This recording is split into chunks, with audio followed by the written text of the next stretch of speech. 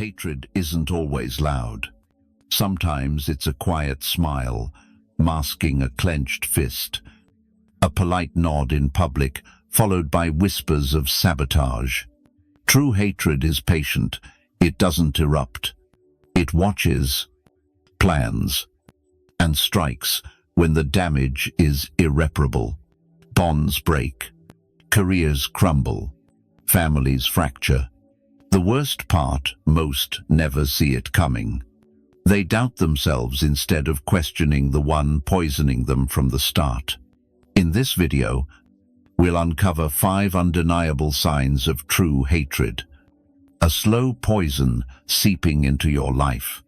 These aren't fleeting grudges or random anger. These are deep-rooted patterns that, once recognized, will forever change how you guard your inner peace.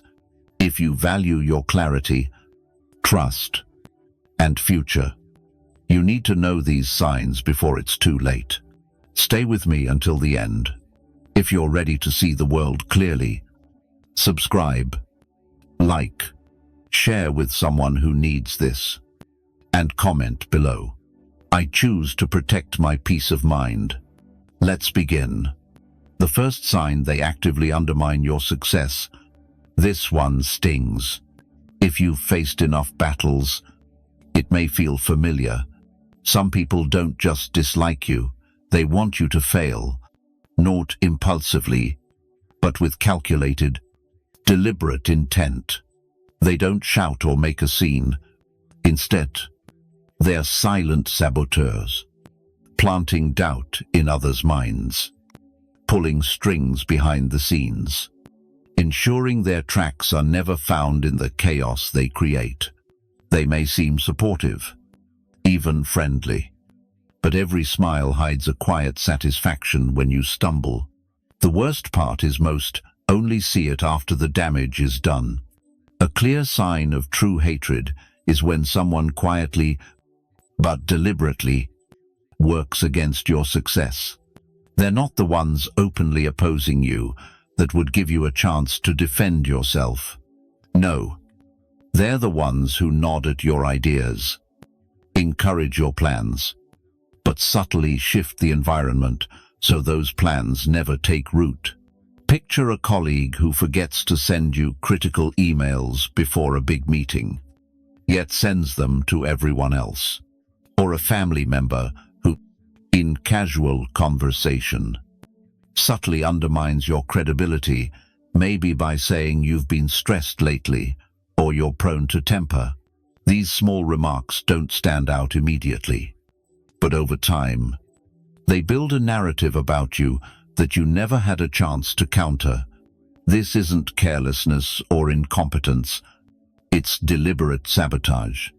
At work, they might assist with your project, but miss deadlines or misplace key information, knowing you'll take the fall. They could pitch your idea to the boss as their own, or highlight your smallest mistakes to diminish your achievements. In personal life, they play a similar game. They sow discord between you and loved ones, not with direct accusations, but with vague hints and half-truths that erode trust. Over time, you notice patterns, invitations you never receive, opportunities that vanish without explanation, friends who suddenly treat you differently without saying why. From a Stoic perspective, the challenge isn't just spotting these patterns, but responding without letting anger take the wheel. Marcus Aurelius wrote that the harm others do only has the power you give it in your mind. That doesn't mean ignoring sabotage. It means refusing to let it rule your inner state. Stoics don't deny human cruelty. They choose not to let it dictate their peace. The practical approach has 2 parts: observe and stay in control. Instead of reacting emotionally to every slight, assess the situation with clarity. Is that forgotten message a one-off or a recurring pattern? Is that offhand comment about you isolated or echoed in conversations you're not part of? When you see someone quietly working against you, the worst move is confronting them in anger. That's what they want. It makes you look unhinged while they play the victim. Instead, the Stoic way is to quietly reduce their influence. Share less with them. Document critical interactions.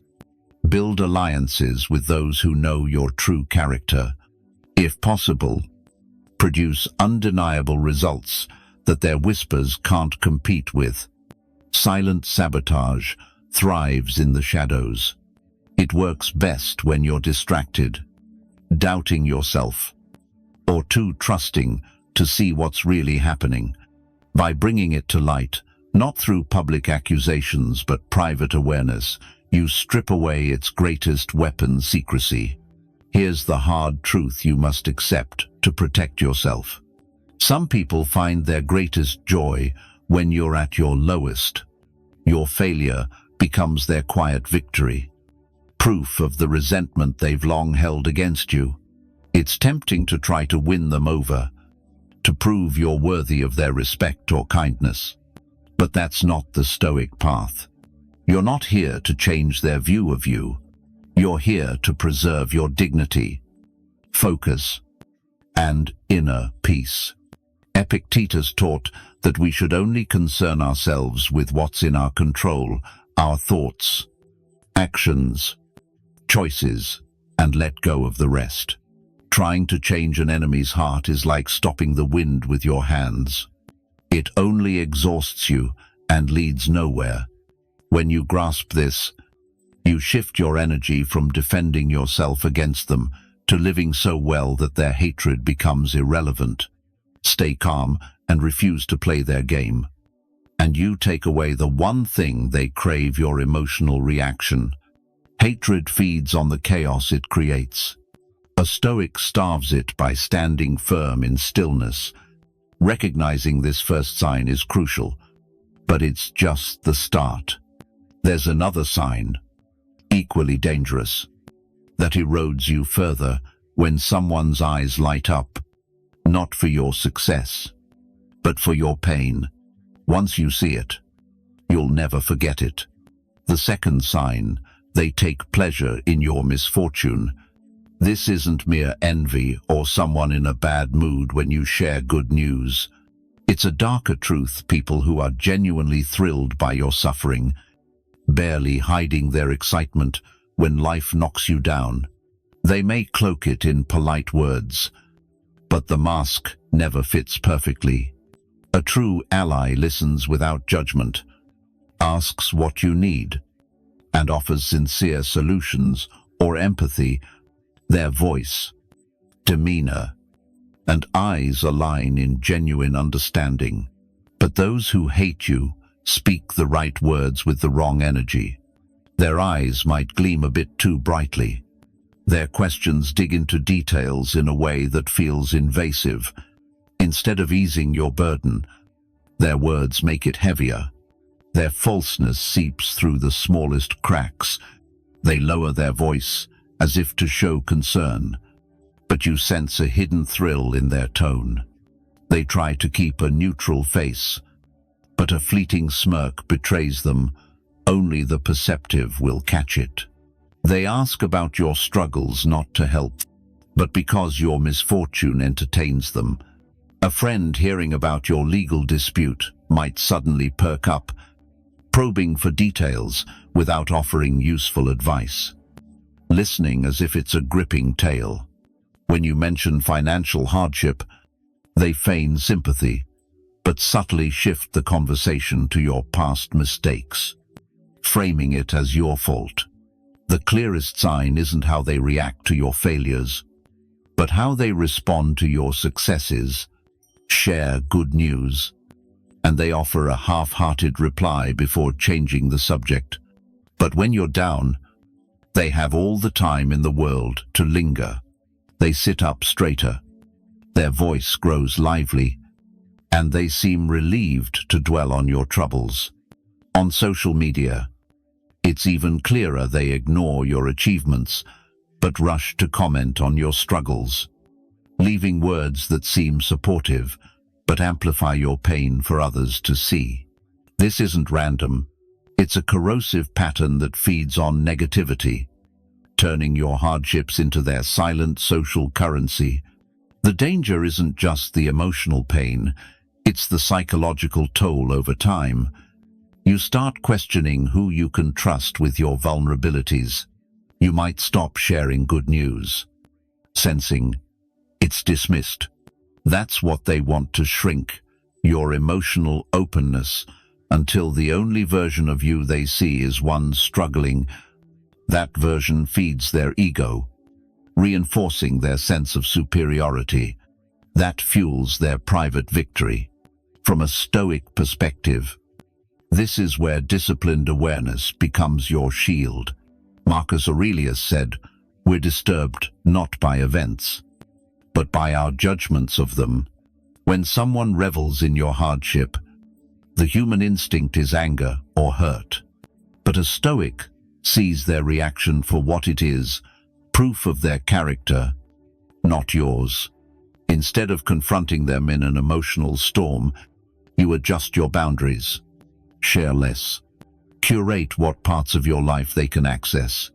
Protect your energy like a fortress guards its gates. This doesn't mean retreating from the world or distrusting everyone. It means observing patterns, not just isolated events. One off-key reaction might be trivial, but a consistent thread of delight in your struggles is something else entirely. That's what you must address, not by changing them, but by reclaiming control over your emotional state. As Epictetus taught, true freedom lies in knowing the limits of your control. You can't make someone celebrate your success if they've chosen to resent it, but you can stop them from feeding on your pain by refusing to let their reactions wound you. They don't just savor your struggles, they actively create them.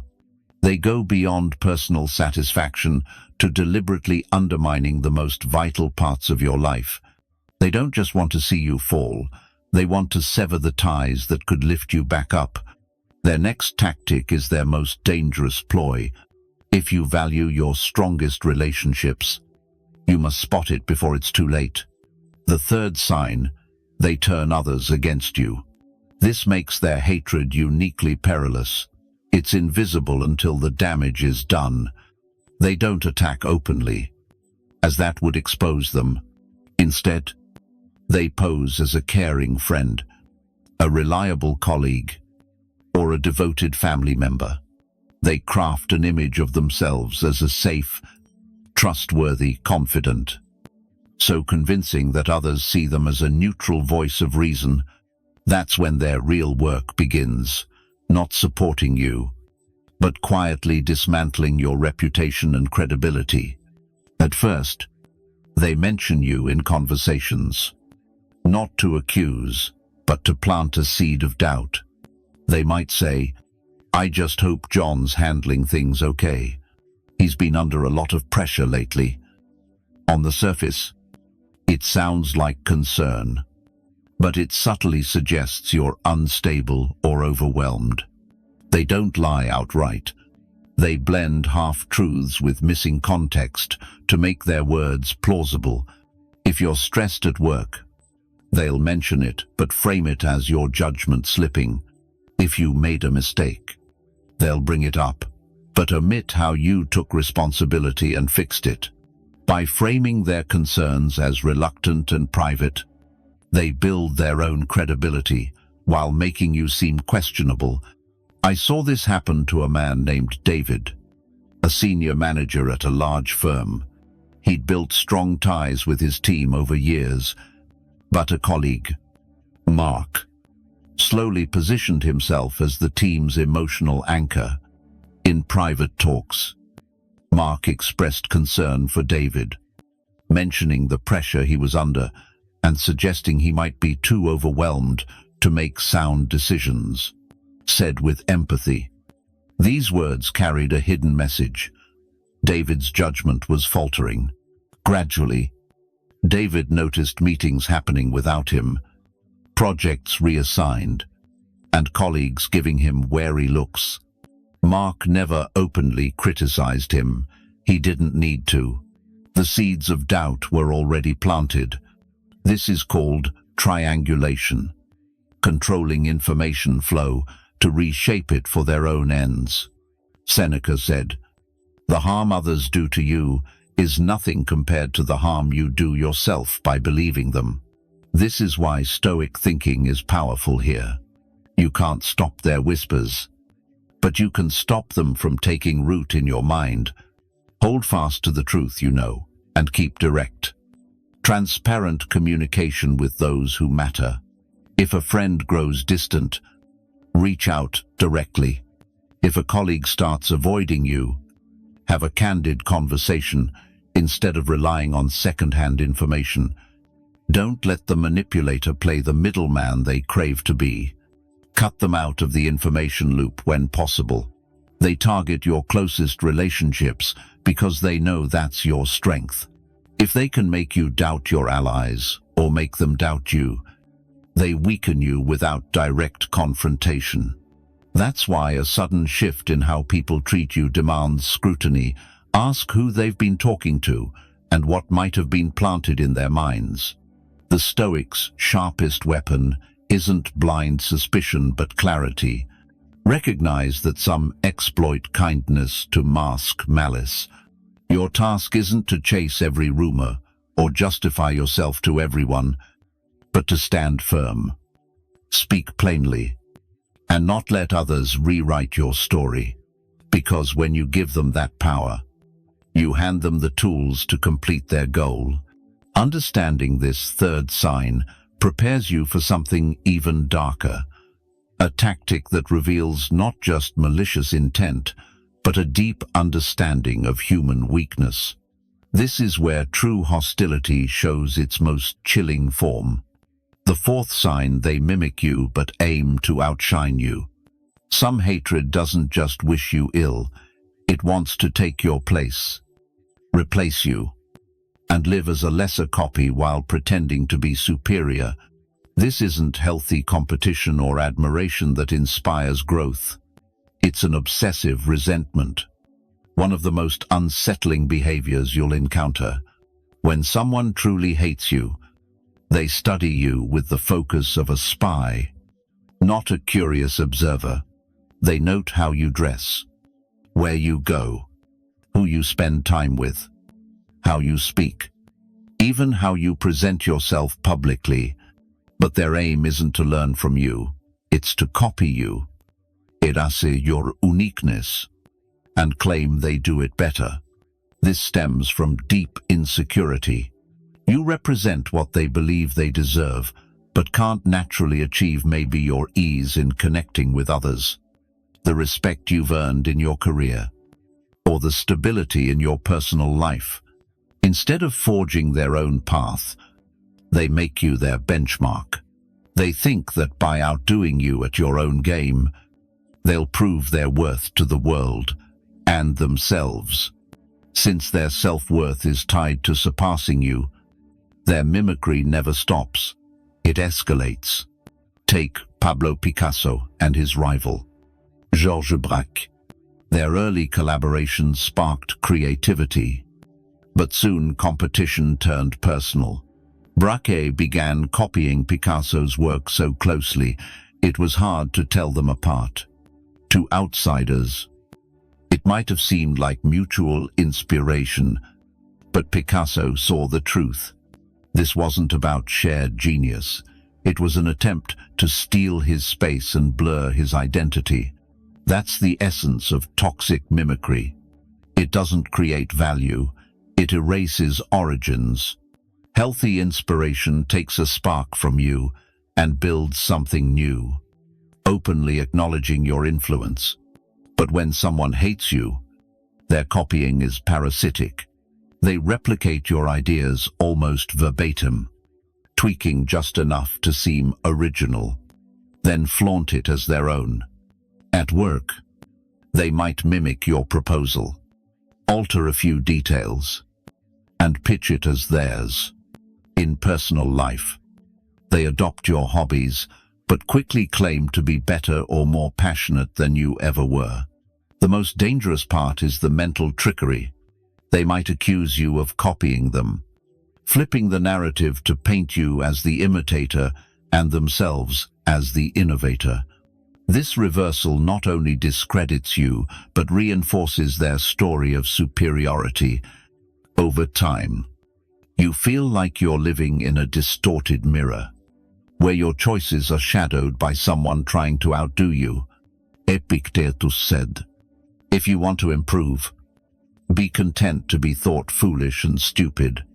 This is the antidote to their game. When you stop needing to beat them, you take away their fuel. The Stoic response isn't to compete harder, but to step away from comparison entirely. Your refusal to engage snuffs out their obsession. No matter how much they mimic you, they can't replicate your inner foundation unless you let them shape your actions. You can spot this sign by how you feel around them, or even when thinking about them. True inspiration energizes you, even makes you proud. Malicious competition leaves you drained, insecure, and on guard. If someone only enters your orbit to copy and surpass you, that unease is a warning worth heeding. Your instincts are telling you they're not here to walk beside you, they're here to rewrite the story with themselves as the star. The longer you stay in such a dynamic, the more emotional energy you lose. You start watching them, anticipating their next move, and before you know it, you're trapped in the same competitive cycle they're stuck in. The Stoic path demands you let go of this pull. Step back. Guard your boundaries. Remember that your life's worth isn't measured by their achievements. By calmly refusing to play their petty game, you win in the only way that matters. You keep your peace, identity, and focus. And now we reach the fifth and final sign, tying all the pieces together. This sign is the most revealing and dangerous, striking at how you experience those around you daily. Once you see it, you'll never unsee it. The fifth sign, every interaction with them leaves you drained. This isn't about one tense conversation or catching someone on a bad day. It's a consistent pattern that quietly erodes your confidence, energy, and peace of mind every time you engage with them. At first, you might not notice because nothing in these exchanges feels overtly dramatic. But afterward, you walk away feeling uneasy, slightly anxious, or even angry without pinpointing why. You replay the conversation, searching for the moment it went wrong. That's the trap. There's rarely a single clear moment because the harm is delivered in tiny subtle doses, slipping past your conscious defense. When someone truly hates you, they can emit toxic energy even in the most ordinary conversations. Their tone may be calm, their words polite, but their presence feels corrosive. Your gut picks up on it before your mind can explain it. Suddenly, you're spending mental energy just staying vigilant, bracing for subtle attacks, too small to name but too sharp to ignore. That's why these interactions exhaust you, even without open conflict. You're fighting a psychological battle you didn't sign up for. It shows in the smallest details, a backhanded compliment laced with sarcasm, a slight smirk after a remark that hits a sore spot, or a subtle reminder of a long-past mistake dropped into the conversation like a harmless anecdote. Imagine someone looking at your work and saying, "It's better than I expected," or eyeing your home and commenting, "It's decent for this area." Each phrase is cloaked in thin politeness, but designed to sting. They're shaping how you see yourself, not with crude insults, but with delicate words that leave you unsteady. Over time, You change without realizing it. You avoid certain topics, speak more cautiously, and second-guess your thoughts before sharing them. Walking on eggshells isn't about being oversensitive. It's self-preservation. You've learned that anything you say can be turned against you in some subtle way. They might even deny what they've said outright, or twist your words to make you seem irrational. This constant distortion makes you question not just the relationship, but your own memory, judgment, and stability. Marcus Aurelius wrote, "The soul becomes dyed with the color of its thoughts." The danger is that when you're constantly exposed to someone's corrosive influence, your thoughts start to take on their hue. You wonder if you're overreacting, too sensitive, or if they're right about you. That's how this slow psychological warfare works, not with one big blow, but by draining you, drop by drop, until you no longer trust yourself. And once you don't trust yourself, you're far easier to manipulate. The Stoic response isn't to confront every slight or demand apologies for every veiled jab that's playing their game.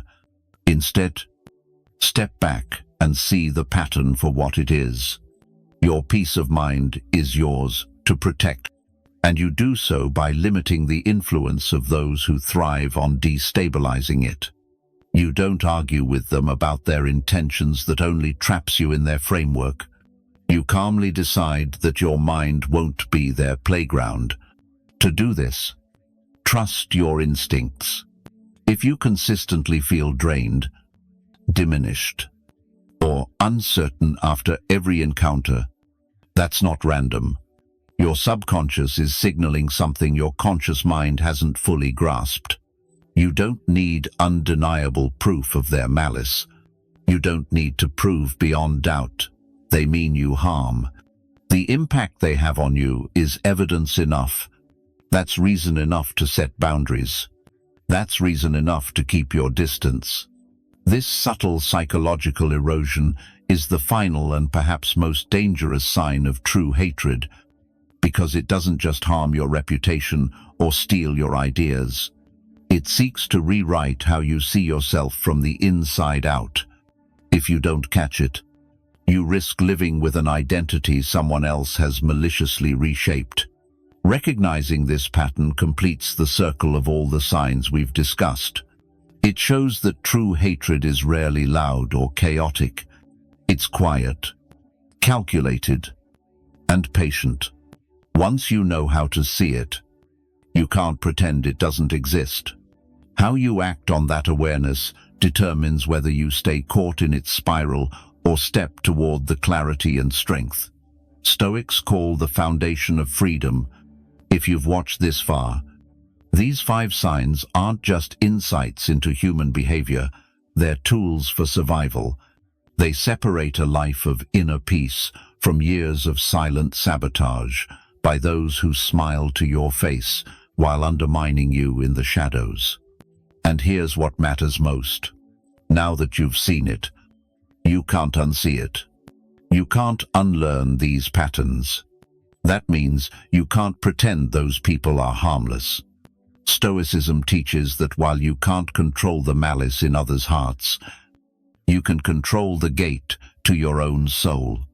You don't owe anyone a seat at your table if they're only there to poison the meal. Trust the unease in your chest when their name pops up on your phone. Trust the exhaustion after every conversation. Your intuition isn't paranoia, it's the wisdom of experience trying to keep you safe. Act on that wisdom. Set boundaries. Walk away if you must. Above all, don't keep giving energy to those who only want you to fail. If this video struck a chord, if it gave you the clarity you needed, don't just close it and move on. Subscribe. Now we're building a community of men who refuse to be manipulated, drained, or diminished. Like this video to let the algorithm know you value this truth. Share it with someone facing a silent enemy in their life. And leave a comment below. I choose peace over toxicity. The strongest action you can take isn't proving them wrong. It's living so well that their hatred becomes irrelevant. The next video awaits, tying together everything you've learned and offering the next layer of protection. Click it now. Your future self will thank you.